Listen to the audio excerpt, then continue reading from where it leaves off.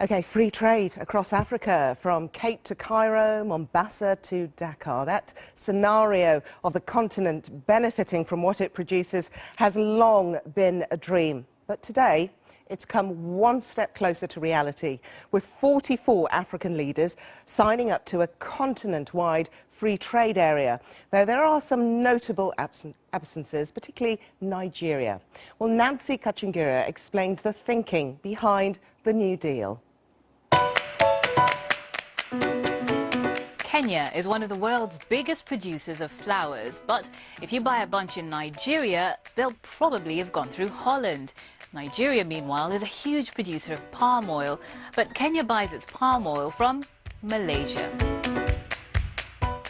This is the problem African leaders are trying to deal with as they sign a huge free trade deal. It's all heralding a golden age of Pan-African prosperity, right? Well, not necessarily, but it could be the start of something big. It's called the African Continental Free Trade Area, AfCFTA. Yeah, it's catchy, yeah? It means all countries agree to try and trade more with each other, reducing barriers like tariffs. So why are they doing it? Well, African countries don't trade with each other that much. In Europe, 70% of trade happens within the continent. In Asia, it's just over half. But in Africa, just 16% of trade is between African countries. A free trade area is designed to boost that number, creating jobs and opportunities. Could be an important milestone.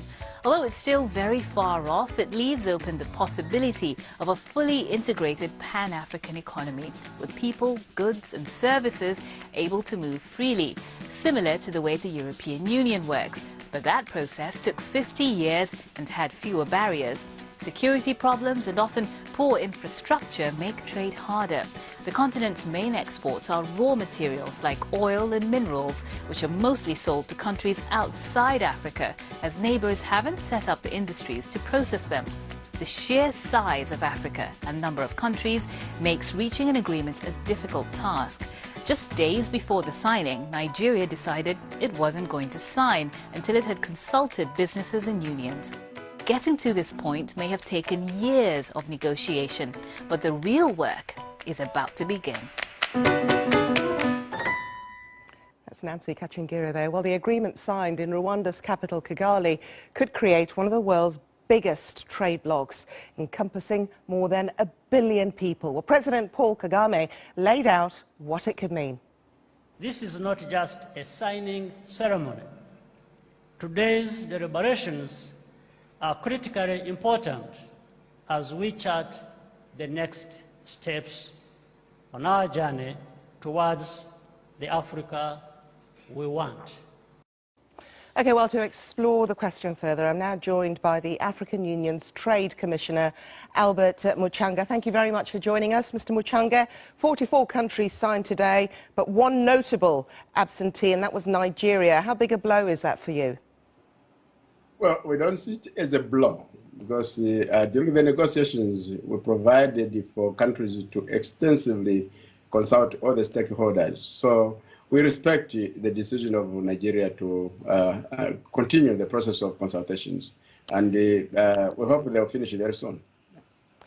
It has been billed as the world's largest free trade area, but certainly it'll also come with the world's largest problems.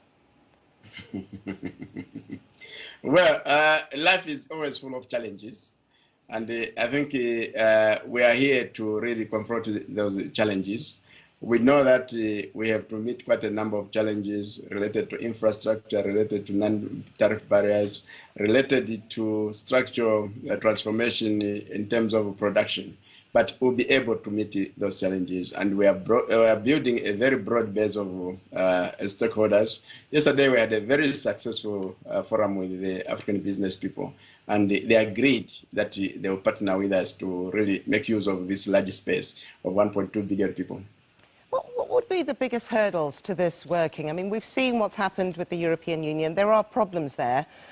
Security, corruption, in particular corruption. Many people saying that as it stands, a lot of those in poverty, a lot of these countries do not see the trickle-down effect. What would be your answer to that? Well, the issue of corruption in terms of trade is minimized when you reduce the tariffs and you facilitate free movement of people. So there are very limited opportunities for imposing border taxes. So that is going to be dealt with. And in terms of it trickling down to the people. So when we have created this space, we're going to generate a lot of investments, both from Africa and from outside the world. And with increased investments, there will be opportunities for increased employment opportunities for our people. So that will be something very useful. And for the cross-border traders who are normally harassed as a result of the current arrangements of tariffs, that is going to go away. We shall formalize the. Mr. Muchanga, you've had already 2 years of negotiations.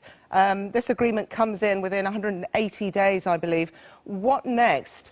And how long are you envisaging before the trade deal is signed and delivered and we now have a united Africa? Well, the first task is to get the ratifications. And the minimum number required is 22.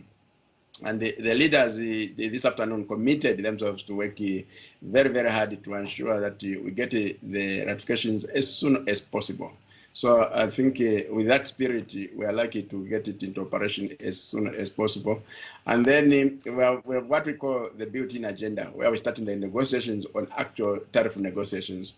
And the work is going to be made much easier because we're going to use the tariff reduction decisions that we have already been agreed through regional economic communities. So work is going to be a little bit easier.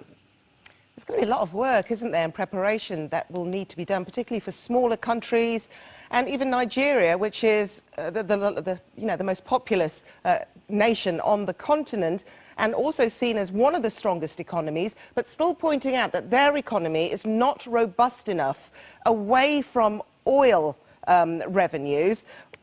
How is the AU and the organisation leading this trade deal dealing with that? Well, when you look at the issue of, first of all, let me get to that. Right now, 42% of intra-African trade is made up of industrial products. So there's a huge potential for ensuring that we really go into industrialization to build on what we're doing. And when we do that, because most of the commodities that we trade will already be zero rated. So there's an incentive to go into value addition. And when we go into value addition, we can also bring in the small and medium enterprises, which can be processors for final goods or suppliers to big companies. All right. From the African Union, Albert Muchanga, thank you very much for joining us. Thank you. Thank you very much.